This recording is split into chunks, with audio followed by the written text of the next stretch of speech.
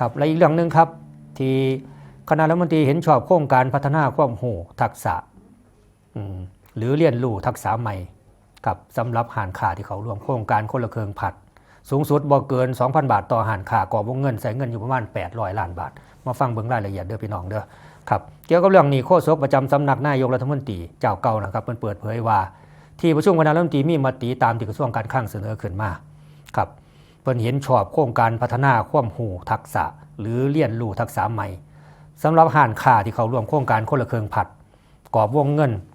งบประมาณที่ใส่ใจเท่านี้800 ล้านบาทโดยมอบหมายให้กระทรวงการคลังโดยสำนักงานเศรษฐกิจการคลังที่เรียกว่าสสค.กับกำหนดหลักเกณฑ์และเงื่อนไขรายละเอียดที่เห็นบ่ขัดกับโครงการดังกล่าวครับเพื่อให้การดำเนินการโครงการนะครับแล้วก็โครงการคนละเครื่องผัดเป็นไปด้วยความเรียบร้อยแล้วก็เกิดประสิทธิภาพแบบเต็มร้อยเพิ่นกะอนุมัติครับรายจ่ายประจำปีงบประมาณพศ2569นะครับเป็นรายการเงินสำรองเพื่อ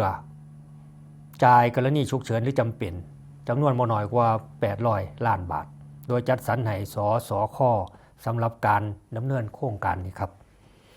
พร้อมทั้งมอบหมายให้เจ้าเก่าอีกแล้วครับธนาคารออมสินบ่มีหม้องอื่นดอกธนาคารออมสินนี่ผูกขาดเลยแล้วก็กรมพัฒนาธุรกิจการค้ากระทรวงพาณิชย์ดำเนินการในส่วนที่เกี่ยวข้องกับโครงการนี้ต่อไปทั้งนี้เป็นการต่อยอดโครงการคนละเครื่องพัสเพื่อกระตุ้นจูงใจให้ห้างค้าครับพัฒนาธุรกิจของเจ้าของผ่านการเรียนรู้ทักษะที่จำเป็นห้างค้าโดยมีรายละเอียดของโครงการดังนี้ครับระยะเวลาที่จะเริ่มพัฒนาทักษะนะครับก็เริ่มแต่วันที่19 พฤศจิกายนก็เมื่อวานนี่ตัวนั้นผ่านมาแล้วเนาะ19 พฤศจิกายนถึง19 ธันวาคมกลุ่มเป้าหมายก็คือห้างค้าในโครงการคนละเครื่องผัดจำนวนบ่เกิน 400,000 ห้างค้าโอ้มาหลายแต่ห้างค้าละ 2,000 โอ้สมพ่อดอกใส่เงิน800 ล้านคุณสมบัติของห้างค้าที่เขาร่วมโครงการนะครับจะต้องมีดังต่อไปนี้ได้มีเงื่อนไขอยู่ได้บ่ไผก็จะเข้าได้เป็นห้างค้าในโครงการคนละเครื่องผัดในวันก่อนเริ่มดำเนินการพัฒนาทักษะครับแล้วก็ได้ตกลงให้ความยินยอมตามหลักเกณฑ์เงื่อนไขขอตกลงเกี่ยวกับข้อมูลส่วนบุคคลของโครงการก่อนดำเนินการพัฒนาทักษะครับแล้วก็เข้าร่วมพัฒนาทักษะโดยใส่เลขประจำตัว13 หลักนะครับกรณีบุคคลธรรมดาหรือเลขประจำตัวผู้เสียภาษีกรณีเป็นนิติบุคคลมีทั้งบุคคลธรรมดาและก็นิติบุคคลครับที่ตรงกับการลงทะเบียนห้างค้าในโครงการคนละเครื่องเท่านั้นนะครับเอาเลขอื่นมาบ่เอาเด้เอาของคนอื่นมาก็บ่เอาต้องเป็นของห้างค้าที่ท่านลงทะเบียนไว้ครับแล้วก็บ่เป็นผู้ประกอบการด้านขนส่งมวลชนสาธารณะในโครงการคนละเครื่องครับอันนี้ก็บ่เอาบ่อยู่ในเงื่อนไขครับแล้วก็บ่เป็นผู้ที่ถูกระงับสิทธิ์หรือถูกเรียกเงินคืนในโครงการของรัฐได้แก่โครงการคนละเครื่องในระยะที่1 ถึง 5ครับแล้วก็โครงการคนละเครื่องผัดนี่ครับที่กำลังใส่ปัจจุบันนี่ทั้งนี้หากตรวจพบภายหลังว่ามีห้างค้ากระทำผิดหลักเกณฑ์บ่เข้าตามเงื่อนไขจะถูกตัดสิทธิ์ออกจากโครงการทันทีครับบ่ฟังฟ้าฟังไฟตัดสิทธิ์เลยครับวิธีการดำเนินการเพิ่นวางสิครับห้างค้าในโครงการคนละเครื่องผัดสามารถเลือกเข้าร่วมการพัฒนาทักษะระหว่างวันที่19 ถึง 19 พฤศจิกายนเมื่อวานนี่เนาะถึง19 ธันวาคมอย่างใดอย่างหนึ่งดังต่อไปนี้อันแรกเลยก็เข้าร่วมเป็นห้างค้าบนแพลตฟอร์มของผู้ให้บริการระบบขนส่งอาหารครับอันที่2เขาร่วมแล้วก็ผ่านเกณฑ์อบรมออนไลน์ของธนาคารออมสินอันที่3เขาร่วมแล้วก็ผ่านเกณฑ์การอบรมออนไลน์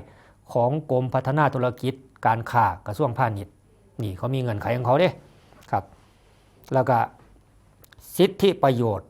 ห้างค้าที่ผ่านหลักเกณฑ์เงื่อนไขการพัฒนาทักษะกับจำนวนบ่เกิน 400,000 ห้างค้าแรกจะมีสิทธิ์ได้รับเงินสนับสนุนจากภาครัฐ120%ของยอดขายที่เกิดจากการทำมาหากินค้าขายโครงการคนละเครื่องผัดเท่านี้ครับเฉพาะในส่วนที่ภาครัฐร่วมจ่ายนับแต่มือที่ห้างค้าได้ดำเนิน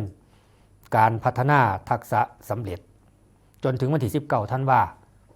ม 2568ทั้งนี้สูงสุดบ่เกิน 2,000 บาทต่อห้างค้าโดยกระทรวงการคลังจะโอนเงินสนับสนุนให้แก่ห้างค้าผ่านบัญชีธนาคารกรุงไทย จำกัดมหาชนครับผูกกับแอปพลิเคชันถุงเงินในวันที่25ธันวาคม2568คืออบรมเรียบร้อยเขาเงินไขพัฒนาทักษะสำเร็จเสร็จสิ้นปุ๊บโอนเงินเขาธนาคารกรุงไทยให้ห้านค้าเลย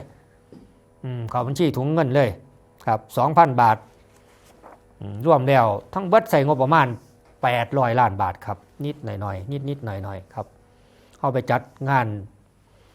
แข่งขันจักรยานยนต์ระดับโลกเนาะกับใส่วงเงินไปถึง 4,000 ล้านนี่ครับอันนี้มันโอ้ขี่กระจอกดอก800 ล้านครับเอาบาทนี่เกี่ยวกับเรื่องสัตว์ปีกนะครับ